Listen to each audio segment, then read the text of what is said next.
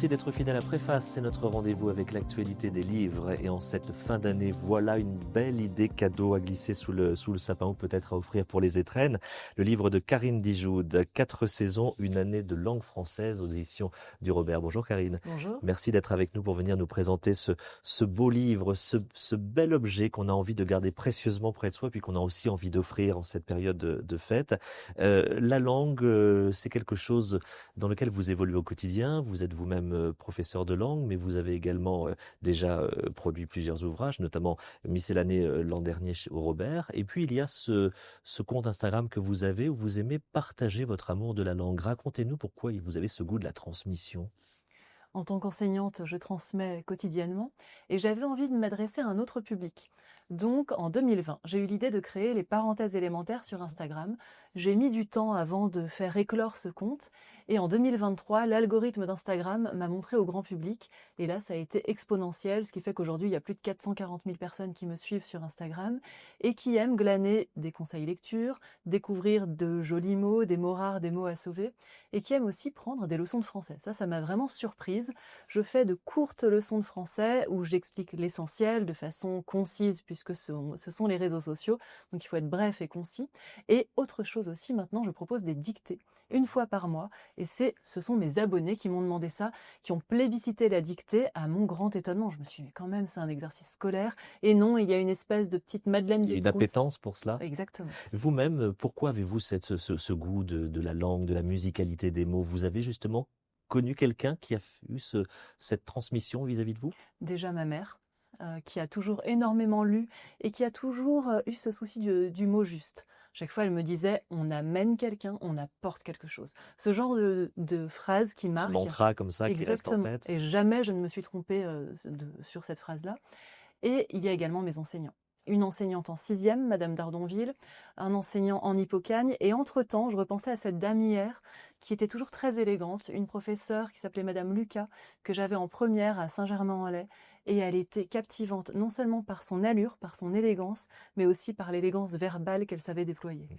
Donc vous avez envie de vous inscrire dans cette continuité. On l'a compris, vous usitez les réseaux sociaux et puis vous faites aussi le choix du beau livre pour transmettre cette passion de la langue. Et là, il y a ce qui est une sorte d'éphéméride puisque vous nous proposez 4 saisons, une année de langue française, ce qui veut dire que sur les 4 saisons, mois par mois, on va venir butiner, piocher dans ce livre avec des mots inattendus, avec des conseils de lecture, avec des explications sur des expressions de la langue française. Comment s'est construit cet ouvrage ? C'est mon éditrice qui m'a proposé de faire une éphéméride. J'adore ce mot d'ailleurs, et j'adore préciser le fait qu'on dit bien une éphéméride et non pas un éphéméride. Erreur Vous avez raison. fréquente. Et alors, moyen mnémotechnique, Mais à donc coup de j'y pas. suis, on pense à une fée qui a des rides.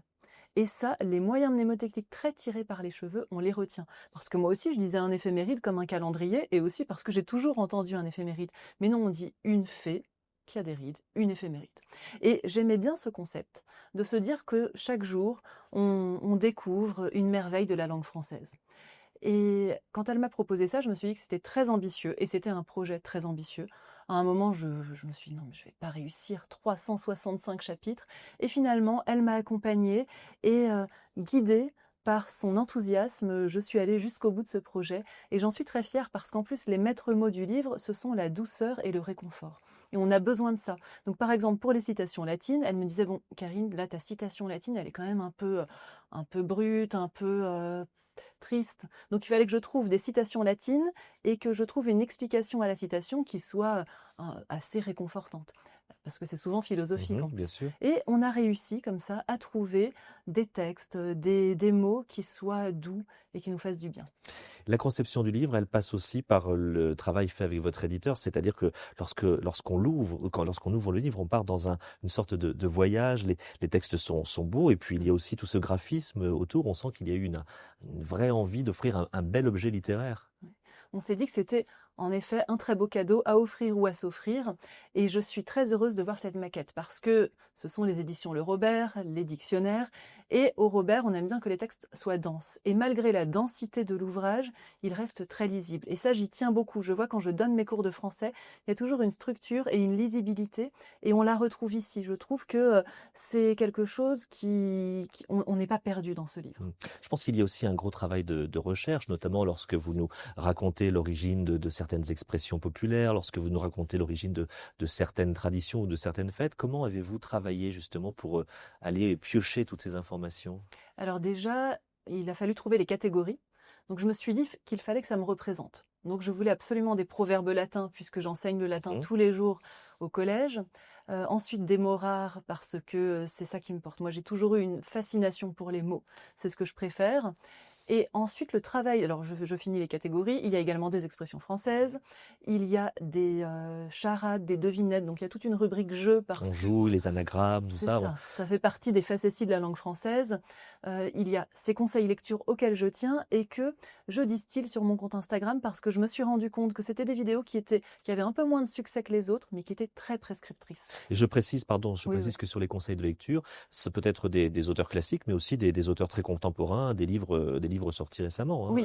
tout style confondu. Exactement, et ça correspond à mes goûts. Mhm. J'adore lire les grands prix littéraires, la littérature jeunesse, les BD, etc. Et j'avais envie que chacun puisse trouver une lecture qui puisse le satisfaire. Lorsque vous concevez un livre comme ça, à quel lecteur avez-vous envie de vous adresser? À quel type de lectorat avez-vous envie de vous adresser? J'ai envie de m'adresser à une famille complète, qui va de l'enfant à partir de 11 ans. Trop jeune, c'est vraiment difficile. Mais un jeune adolescent, c'est accessible pour lui. Les parents, mais également les oncles, les tantes. C'est le livre qu'on pose sur la table familiale et qu'on a envie d'ouvrir. Vous avez utilisé le mot butiner que j'aime beaucoup. Mhm. Moi, j'utilise grappiller. D'ailleurs, j'ai une élève qui m'a dit, vous dites souvent grappiller, mais j'aime bien.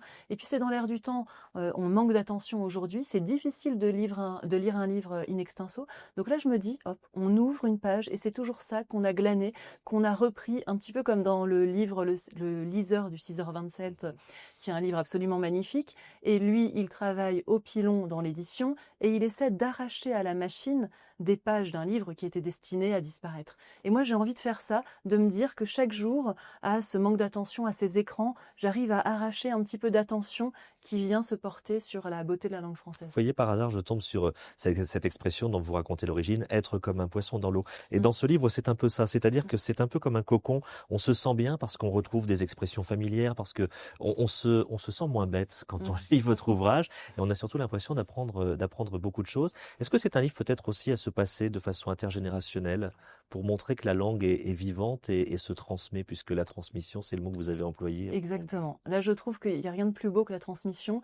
Et en effet, c'est un livre qu'on a envie de prêter. Et je l'ai offert ce matin à des collègues. J'étais un petit peu réticente parce que j'avais peur que ça fasse prétentieux ou autre. Et elles étaient très enthousiastes. Et elles m'ont dit, oh là là, mais je vais le mettre dans mon salon. Mais il est magnifique. Et on regarde la couverture. Il y a ce côté aussi doux même sur la couverture. Donc, je suis très fière du résultat. Et je suis très fière de voir que les gens qui ont le livre en sont heureux. On m'a déjà dit c'est un anxiolytique. Alors là, je ne pouvais pas être plus heureuse.